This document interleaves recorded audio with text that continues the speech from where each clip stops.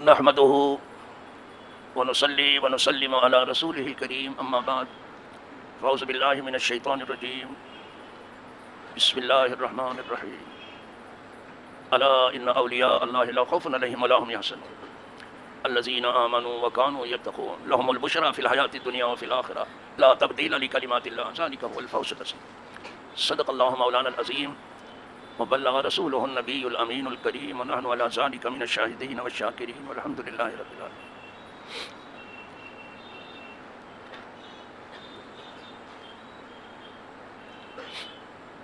ان کی مہک نے دل کے غنچے کھلا دیے، اس راہ چلتی ہے کوچے بسا دیے. ایک دل ہمارا کیا ہے، آزار اس کا کتنا، تم نے تو چلتے پھرتے مردے چلا دیا. اللہ کیا جہنم اب بھی نہ سرد ہوگا، رو رو کے مصطفیٰ نے دریا بہایا. حضرات علماء کرام و عزیز طلبہ، برادران دینی و یقینی، بالخصوص امیر سنی دعوت اسلامیہ اور ان کے معاون و مددگار سب، یہ بڑی عظیم تقریب آپ نے منعقد کی.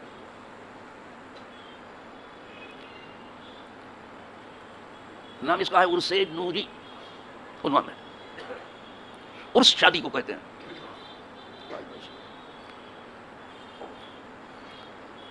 عبارت اس سے خوشی ہے. کچھ لوگوں کو تردد ہوتا ہے کہ اسے عرس کیوں کہتے ہیں. تو وہ اگر واقعی سمجھنے کے لیے تیار ہیں تو سمجھ لیں کہ یہ عرس نام ہے ایصال ثواب. تیجا نام ہے ایصال ثواب کا، 10واں نام ہے ایصال ثواب کا، 40واں نام ہے ایصال ثواب، برسی نام ہے ایصال ثواب کا. ایصال ثواب کے مختلف نام ہیں، جیسے چاہو اس کو جاتا. کسی کو کچھ پھر خیال آئے گا کہ عرس ہی خاص طور سے کیوں کہتے ہیں. تو ہماری آپ کی خوشی تو آتی جاتی رہتی ہے. کم از کم عید الفطر کو، عید الاضحیٰ کو خوشی مناتے ہیں، شب برات ہے، شب قدر ہے، خوشیاں مناتے ہیں، سب ہوتا رہتا ہے. یہ سب خوشی ہے، لیکن اللہ والوں کی خوشی صحیح معنوں میں اس دن ہوتی ہے جس دن وہ خدا سے ملتے ہیں. جس دن وہ خدا سے ملتے ہیں، واصل باق ہوتے ہیں، اس دن وہ خوش ہوتے ہیں. آج پھولے نہ سمائیں گے کفن میں آسی، اس کے جو آتے ہیں اس گل سے ملاقات. جیسے ہم لوگ زندگی کی راہ دیکھتے رہتے ہیں نا کہ کس راہ سے زندگی آ رہی ہے، اور اپنا چیک اپ کراتے رہتے ہیں، اسی طرح اللہ والے اپنے موت کی راہ دیکھتے رہتے ہیں کہ کس راہ آ رہی ہے، کس طرف سے آ رہی ہے. اس دن کے انتظار میں ہے وہ. یہ نہ سمجھنا صرف زندگی ہی میں مزہ ہے. زندگی کا مزہ تو سب لوگوں نے چکھا ہے، تھوڑی دیر مزہ، اس کے بعد سزا ہے. یہاں کا مزہ کر، یہ نہ سمجھنا صرف زندگی میں مزہ ہے، موت میں بھی مزہ ہے، اور شاید وہ مزہ زندگی میں نہیں ہے. قرآن نے تو ایسے ہی بیان کیا، کل نفس ذائقۃ الموت. ہر نفس کو موت کا بھی مزہ چکھنا ہے، اس میں بھی مزہ ہے. اسی لیے کسی عارف نے کہا لذت سے نہیں خالی جانوں کا کھپا جانا. تب خضر و مسیحا نے مرنے کا مزہ جانا. مرنے میں بھی مزہ ہے، اس میں بھی ہے سب. تو آج اللہ والے کو عرس بنا رہے ہیں ایصال ثواب، اور اچھا تذکرہ کر رہے ہیں ہم اپنے بزرگوں کا، اور اس کا ہمیں حکم ہے. وہ آدمی اچھا نہیں ہے جو اچھوں کا نام اچھی طرح سے نہیں لیتا. کوئی عقل مند اس کو اچھا نہیں کہے گا جو اچھوں کا نام اچھی طرح سے نہ لے.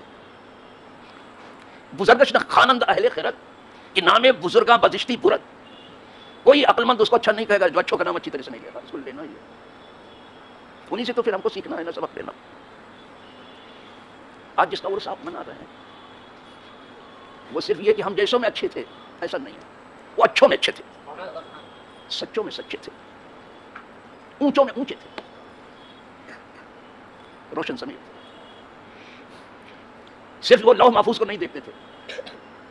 کچھ لوگ یہاں صرف لوح محفوظ دیکھنے، انہیں زمین کی بھی خبر نہیں. ہمیں آسمان کی خبر، اپنی پاؤں کی پشت کی خبر نہیں. میں نے دیکھا انہیں زمین کی بھی خبر ہے، آسمان. حضور مفتی اعظم ہند رحمۃ اللہ تعالی علیہ اتنے دیدہ ور تھے، زمین کے نشیب و فراز سے اتنے واقف تھے کہ میں اب کیا بتاؤں. اسی لیے کوئی کچھ کہتا سنتا تھا تو اس کو جلدی سے وہ قبول نہیں کرتے تھے. کچھ لوگوں نے میری شکایت کی تھی حضرت کے پاس یہ ایسا ہے، ایسا ہے، ایسا ہے. یہی قیام فرماتے حضرت بالکل قریب میں. یہ روڈ جب کراس کر کے جاتے ہیں تو میں آتا جاتا تھا حضرت کے پاس. فرمایا آپ بھی مصروف، دیکھو یہ الفاظ حضرت کے ہیں، آپ بھی مصروف میں بھی مصروف. میں نے کہا حضرت غلام آپ کا مصروف نہیں، آپ ضرور مصروف ہیں، سب آدمی ہر وقت آپ کو گھیرے رہتے ہیں نا، میں ایسا مصروف نہیں ہوں. فرمانے لگے کچھ بات آپ سے کرنی ہے تو جب موقع ہوگا کر لیا جائے گا. تو پھر میں نے اپنی آمد تیز تک کر دی، شام میں جانے لگا کہ حضرت کو کچھ کہنا ہے تو کہہ لینا.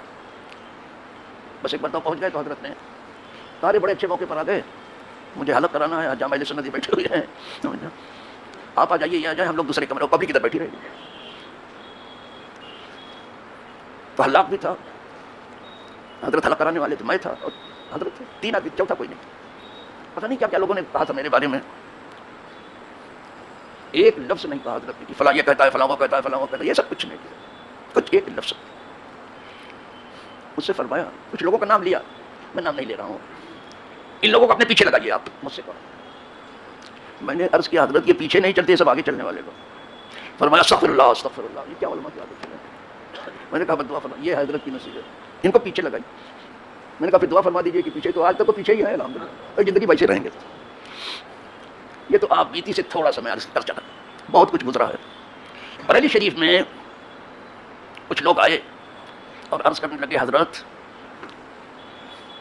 کچھ اہل تشیع آئے تھے ہم لوگوں کے پاس، وہ کہہ رہے تھے کہ اغیار نے، کچھ دشمنوں نے ہماری لڑکی کا اغوا کر لیا، تو ہم لوگ تعداد میں کم ہیں، آپ لوگ میری مدد کرو اس کی بازیابی میں لڑکی کے. حضرت سے کہا اہل تشیع نے. تو کیا کریں حضرت ہم؟ حضرت نے فرمایا تم مدد کرو، اس نے مدد مانگی ہے تم مدد کرو، اس لڑکی کی بازیابی میں مدد کرو. اس لیے کہ جن لوگوں نے اس کا اغوا کیا ہے وہ صرف دیکھ رہے ہیں کہ یہ مسلمان ہیں، سنی دیکھ رہے ہیں نا شیعہ دیکھ رہے ہیں. ان کے یہاں سنی، شیعہ، وہابی، دیوبندی یہ سب کچھ صرف مسلمان علماء کو انہوں نے یہ سمجھ کر کے یہ اغوا کیا، تم اس کی مدد کرو، اور جب لڑکی مل جائے تو تم سنی ہو کے رہو، شیعہ ہو کر کے رہو. یہ ہماری حضرت کی نظر ہے. پھر اٹھے سنی سب اور بازیابی ہو گئی لڑکی کی. آپ تم سنی ہو، شیعہ ہو، اپنے طریقے پر رہے ہو. آج کل کیا ہو رہا ہے، یوٹیوب ذرا دیکھیے، فیس بک ذرا سے دیکھیے، زمین کو بھی تھوڑا سا دیکھیے. لامحفوظ تو آپ لوگ زیادہ دیکھتے ہیں، ذرا زمین کو بھی دیکھ لیجیے. یہ تو آپ سن رہے ہیں کہ فلسطین کھنڈر ہو گیا ہے، غزہ جو ہے رات کا ڈھیر ہو گیا ہے، روز پڑھ رہے ہیں، سن رہے ہیں، کوئی کچھ بتانے کی بات ہے. لیکن یہ کوئی آپ کو نہیں بتاتا کہ اسرائیل کی بھی کھٹیا کھڑی ہو گئی. یہ نہیں بتا، اس لیے کہ وہ لوگ جو ہے اپنی ناک اونچی رکھنے کے لیے اپنا نقصان نہیں بتاتے، کبھی نہیں بتاتے. اسی لیے وہاں کوئی کیمرہ مین نہیں جا سکتا، کوئی یہ سچی بات نقل نہیں کر سکتا. حقیقت یہ ہے کہ اسرائیل کی بھی بھجیا بک گئی ہے بمبئی کی بولی میں. یہاں بھجیا بہت بکتی ہے، یہاں ایک بولی اور بولتے ہیں اس کی کھٹیا کھڑی ہو گئی، پتہ جانے کیا کھٹیا کیسے کھڑی ہوتی ہے، یہ بھی بولتے ہیں. اس کی راکھ اڑ گئی ہے، شکست کھا گیا. اب اس نے کیا کیا کہ سنی وہابی لگا دیا کہ آپس میں لڑو، ہم سے مت لڑو. زیادہ بس وہی دلیل چل رہی ہے، برابر گھما رہا ہے. ہم جانتے ہیں ایک ہی فرقہ حق پر ہے، تمام فرقوں میں 73 فرقوں میں ایک ہی آتا ہے بالکل. اور الحمدللہ ہم یہ بھی جانتے ہیں، مانتے ہیں کہ اہل سنت و جماعت ہے. بالکل صحیح بات ہے. لیکن جب اتنے فرقے باطلہ ہیں تو صرف شیعوں کے پیچھے اس وقت پڑنے کا کیا مطلب ہے؟ اس لیے کہ شیعوں کے ہاتھ سے مار کھائی ہے اسرائیل، اس لیے شیعوں کے پیچھے لگا دیا سب کو. تو دیکھنے میں تو آپ دین کا کام کر رہے ہیں، اسرائیل کا کام کر رہے ہیں. وہ نظر چاہیے آپ کے پاس، وہ نظر چاہیے. اس وقت سنی وہابی کیوں نہیں ہے، وہ کیوں نہیں چل رہا ہے؟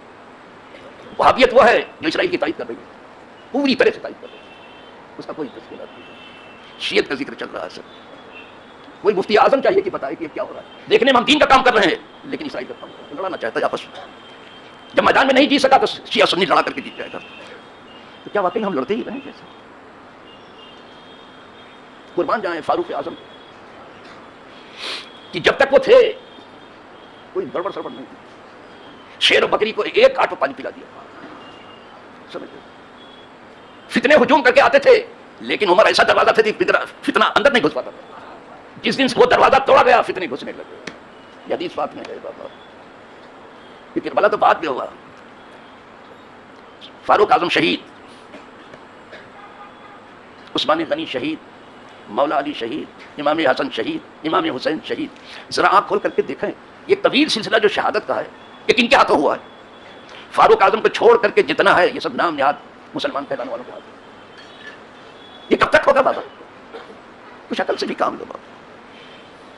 فاروق اعظم پہ چھوڑ کر, اسی لیے فاروق اعظم نے پوچھا تھا مجھے یہ زخم لگانے والا کون تھا؟ یہ مجوسی ہے. ابو لولو ہاتھ اٹھا دیا کہ اچھا ہوا, اللہ کا شکر ہے میرے خون میں کسی مسلمان نے ہاتھ نہیں ڈالا. ہاتھ اٹھا کے دعا کی. لیکن اس کے بعد جتنی شہادتیں ہیں سب نام نہاد مسلمانوں کی وجہ سے. کب تک لڑو گے آپس میں؟ کب تک جنگ کرو گے؟ کب تک خود خرابہ کرو گے؟ تو ہم جانتے ہیں کہ ہماری کوشش سے یہ 72 فرقے ختم نہیں ہوں گے, کم ہوں گے لیکن ختم نہیں ہوں گے. تو ہم کو کوشش کرنی چاہیے کہ کسی کے جھانسے میں ہم نہ آئیں اور دیکھ کر کے کام کریں. ہمارے حضرت میں یہ نگاہ تھی موجود, حضور مفتی اعظم ہند میں یہ نگاہ موجود تھی. یہاں مسلم پرسنل لا کا جلسہ تھا, 3 دن کا جلسہ تھا حضرت کے زمانے میں. سب سے پہلے گئے وہ سید العلماء کے پاس, سید علی مصطفیٰ صاحب کے پاس, کہ 1 دن کی صدارت سنیوں کی. حضرت نے نہ کہہ دیا. پھر وہ گئے اشرف العلماء کے پاس, مولانا سید حامد اشرف صاحب کے پاس. انہوں نے کہا جب سید العلماء نے نہ کہہ دیا تو پھر ہم کیا ہو کر کے کہیں گے کہ ہم بھی نہیں جائیں. پھر وہ آئے میرے پاس اور کہنے لگے کہ 1 دن کی صدارت آپ قبول کر لیں. ارے میں نے کہا یہ 2 میرے بڑے جب وہاں نہیں جا رہے تو میں ہوتا کون ہوں وہاں جانے والا, میں کیسے جاؤں گا؟ ابھی ہمارے بڑے موجود ہیں, جب جائیں گے تو جاؤں. مولانا عبید الرحمان صاحب بہت سی استعداد, بہت قابل آدمی تھے, وہ آئے میرے پاس. کہنے لگے آپ سب لوگوں نے تو انکار کر دیا ہے, نہیں جائیں گے, نہیں صدارت لیں گے, لیکن حضور مفتی اعظم ہند نے پرانی ملت کو بھیج دیا, وہ آ رہے ہیں, وہ جب صدارت ہے. میں نے کہا پھر تو کیا ہے, جب انہوں نے بھیج دیا ہے. میں نے کہا جب حضرت آ رہے ہیں, ارشد القادری صاحب بھی آ رہے ہیں, سب کچھ آئے سب لوگ وہاں جلسے میں. تو مولانا عبید الرحمان سے میں نے کہا چلیے اب چلتے ہیں. ہاں جب آپ کو صدارت دے رہے تھے نہیں گئے آپ, میں کہا صدارت کی ضرورت نہیں, اب ہمارے بڑے آئے ہیں تو ہم آئیں گے, پرانے ملت آئے ہیں. میں گیا تو اس وقت وہاں کارڈ دیا تھا, انہوں نے اندر نہیں جا سکتا تھا کوئی, تو بولے کارڈ تو ہے نہیں اپنے پاس, تو کیسے اندر جائیں گے؟ ہم نے کہا آ جاؤ میرے پیچھے, بلا کارڈ کے چلیں گے, بلا آپ میرے پیچھے آؤ تو کیسے چلو. تو جیسے ہی ہم داخل ہوئے اندر, لوگوں نے مانگنا شروع کیا کارڈ. میں نے کہا وہ اسٹریٹ والوں سے مانگ لو. وہ کہہ کے اندر گھس گیا, وہ بھی اتفاق سے اسٹریٹ والوں نے وہاں سے دور سے دیکھ لیا, ارے بھائی آنے دو, بھائی آنے دو, ارے ان کو تو صدارت دے. وہ کہنے لگے حضرت کیا ہم آپ کے پاس صدارت لے کے لیں گے؟ ہم نے کہا ہاں بھائی, لیکن کیا میں نے کہا نہیں تھا کہ جب میرے بڑے آئیں گے تو میں آؤں گا؟ میرے بڑے آئے ہیں اس لیے. یہ میرے حضرت کی نگاہ تھی, حضور مفتی اعظم بڑی گہری نگاہ رکھتے تھے. رہ گیا کرامت کا معاملہ تو یہی جے ہاسپٹل کے پاس ایک لڑکی گر گئی, اپنے بالا خانے سے نیچے گر گئی. اس کو جو کچھ ایسے چوٹ لگی بیچاری کو, لیکن ایک آنکھ جو ہے بند ہو گئی, اس کی کھلتی ہی نہیں. ڈاکٹروں کو دکھایا, کہا کہ ایک آنکھ اس کی گئی ہے, سب کچھ اس کی ایک آنکھ جا چکی ہے. تب لوگ آئے دعا کرانے کے لیے حضرت کے پاس, کہ آپ ذرا دعا فرما دیں یہ بیچاری کی آنکھ واپس آ جائے. تھوڑی دیر حضرت خاموش رہے, کہا ڈاکٹروں نے کہہ دیا ہے اس کی آنکھ جا چکی ہے. تھوڑی دیر حضرت خاموش رہے, فوراً تو فرمایا نہیں آنکھ نہیں گئی, آنکھ سلامت. یہ اللہ والے کی نگاہ ہے بابا, میں کیا بتاؤں, زندگی بھری پڑی تھی حضرت, فرمایا آنکھ سلامت ہے. کچھ دن کے بعد وہ آنکھ کھول دی, الحمدللہ جو حضرت نے فرمایا تو وہی ہوا, آنکھ کھولی اس نے. اور جتنے ڈاکٹر سے سبندے ہو گئے سب کہہ چکے تھے ختم ہو گیا, کیا کہنا تھا. الحمدللہ ہمارے بچے یہاں برابر اعلان کرتے رہتے ہیں کہ تم لوگ جو ہے آنے والوں سے کہتے رہتے ہیں کہ نیت کر لو کہ نویت سنت الاعتکاف. بچے یہاں سے کہتے ہیں, اتنا اور شامل کر لیں بچے تو زیادہ اچھا ہوگا کہ دروازے مسجد پر ہی آپ یہ کہہ کر کے آیا کریں.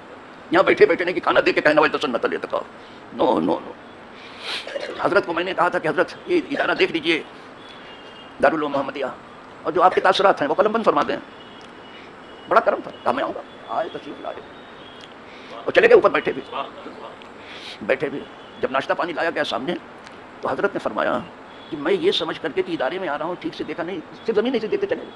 یہ تو مسجد ہے, تو میں نے تو اعتکاف کی نیت کی نہیں, تو میں کیسے کھا سکتا ہوں؟ یہ حضور مفتی اعظم ہند کا عملی فتویٰ ہے, یہ قولی نہیں عملی فتویٰ ہے. نہیں کھایا وہاں, پھر آفس میں لایا گیا, ناشتہ لگایا گیا. فرمایا یہ دروازہ مسجد پہ چاہیے تھا مجھے کہنا کہ نویت سنت الاعتکاف. کیا عمل تھا حضرت کا, میں کیا بتاؤں, کیا نگاہ تھی, کیا تقویٰ تھا, کیا طہارت تھی. اپنے ہاتھ سے ہینڈ پائپ چلاتے تھے, پانی نکالتے تھے. جب لوگ پڑھتے تھے فرماتے تھے نہیں عبادات میں جو ہے غیر ضروری مدد کی ضرورت نہیں ہے. الحمدللہ. اسی لیے صرف دوستوں کی صف میں مفتی اعظم کا تذکرہ نہیں ہے, دشمنوں کے صف میں بھی ان کا ذکر ہے. اور فضیلت یہ نہیں کہ دوستوں میں تذکرہ ہو, دشمن بھی ان کا تذکرہ کرے. والفضل ما شهدت به الاعداء. میں آپ کو پڑھتا بتا چکا ہوں, پھر دوہرا دیتا ہوں اس لیے کہ یہ مجمع اور ہے, وہ مجمع اور تھا 1 سال پہلے کا. ندوہ میں بھی جو اچھے پڑھانے والے تھے وہ کہتے تھے اگر سنیوں میں کوئی شخصیت ہے تو مفتی اعظم ہے. تو وہاں کے طلبہ حیرت زدہ تھے کہ صاحب ندوی لوگ بھی حضرت کو اتنا مانتے ہیں. کہا اگر سنیوں میں کوئی شخصیت ہے, بڑی گراں قدر شخصیت کوئی ہے تو وہ سنو. وہاں 2 طالب علموں نے کہا کہ چلو پھر حضرت سے مل کر کے ہی آئیں. اٹھے اور پہنچے بریلی شریف, اور جہاں جگہ ملی بیٹھ گئے. زیارت کر رہے تھے دور سے حضرت کو. اس میں سے ایک طالب علم بڑے ہوشیار ہوتے ہیں. ایک طالب علم نے راستے میں کہا تھا کہ حضرت اگر مجھے اپنا امامہ دے دے تو میں سمجھاؤں گا کہ یہ روشن کر. 2 میں سے ایک نے کہا تھا. ارے دوسرے نے کہا کیا یار اللہ والوں کس طرح سے آزماتے. کہا نہیں اپنا امامہ دیں گے تو میں سمجھوں گا کہ روشن کر. حضرت کی نگاہ پڑی ان دونوں پر, فرمایا ان دونوں کو لے آؤ میرے پاس. بلا لیا حضرت, ان دونوں کو میرے پاس لیا. اور خالد میاں سے کہا جو خادم تھے آپ کے, میرا جو چھوٹا سا باکس ہے نا وہ اٹھا کر کے لیا ہوتا. لے کر کے آئے. باکس کو کھولا, اس میں سے امامہ نکالا, اور وہ آدمی جو کہہ رہا تھا کہ امامہ دے تو میں جو سمجھوں گا کہ یہ روشن کرنے سے. وہ امامہ کیا لے پاؤں کو پڑ گیا اس میں. یہ ہمارے حضور نے کیا. سب لوگ مرید کرتے جانتے ہو کیا کہتے ہیں کہ ہم نے اپنا ہاتھ فلاں پیر کے ہاتھ میں دیا. سمجھا, یہی ہے نا, جتنے پیر ہیں سب کہتے ہیں اپنا ہی نام بتاتے ہیں. ہمارے حضرت یہ نہیں کہتے تھے اپنے مرید سے, کہتے تھے اپنا ہاتھ غوث کے ہاتھ. یہ ہمارے پیر کی شان ہے. یہ نہیں کہتے تھے کہ میں نے اپنا ہاتھ مفتی اعظم ہند کے ہاتھ میں دیا, میں نے اپنا ہاتھ غوث کے ہاتھ. مفتی اعظم کا ہاتھ غوث کا ہاتھ. آپ کیا سمجھتے ہو یار, آج سمجھو گے کبھی نہیں سمجھ سکتے, سمجھ نہیں سکتے. اس میں بھی ایک صاحب کہہ کے آئے تھے کہ بھائی میں تو یہ کہوں گا کہ میں نے اپنا ہاتھ مفتی اعظم, ایک سے یہ کہتے ہیں میں تو یہ کہوں گا کہ میں نے اپنا ہاتھ مفتی اعظم ہند کے ہاتھ میں دیا. میں جھوٹ کیوں بولوں گا, اس کے ہاتھ میں کیوں دیا. ارے لوگوں نے کہا نہیں حضرت اس طرح سے کہتے. کہا نہیں میں تو یہی کہوں گا. اور کیا اس نے وہی, جب حضرت مرید ہو رہا تھا حضرت کہا کہو میں نے اپنا ہاتھ غوث کے ہاتھ میں دیا. تو بولا میں نے اپنا ہاتھ مفتی اعظم ہند کے ہاتھ میں دیا. تھوڑی دیر پھر فرمایا کہو میں نے اپنا ہاتھ غوث کے ہاتھ میں دیا, غوث اعظم کے ہاتھ میں دیا. پھر اس نے وہی کہا میں نے اپنا ہاتھ مفتی اعظم ہند کو. کہہ کے آیا تھا کہ میں تو جھوٹ نہیں بولوں گا, میں یہی کہوں گا کہ مفتی اعظم ہند کے ہاتھ میں. اس میں کیا جھوٹ ہے. تیسری بار حضرت جلال میں آیا, فرمایا کہو میں نے اپنا ہاتھ غوث کے ہاتھ میں. جلدی سے اس نے کہا میں نے اپنا ہاتھ غوث کے ہاتھ میں. تب باہر نکلا تو سب خوب ملامت کرنے بڑے دلیر بن کے کھڑے, بڑے بہادر بنے تھے, بہت سچ بولنے والے. جھوٹ بولا نا تو, کہتا تھا میں جھوٹ نہیں بولوں گا. ڈر گیا نا ایک ڈاٹی میں. کہا نہیں وہ بات نہیں جو تم کہتے ہو. اس نے کہا وہ بات نہیں ہے جو تم کہتے ہو. میں ڈرا نہیں گھڑکی سے, میں جھوٹ بھی نہیں بولا. تیسری بار جو میں نے دیکھا وہ ہاتھ مفتی اعظم ہند کا تھا ہی نہیں, غوث کا تھا.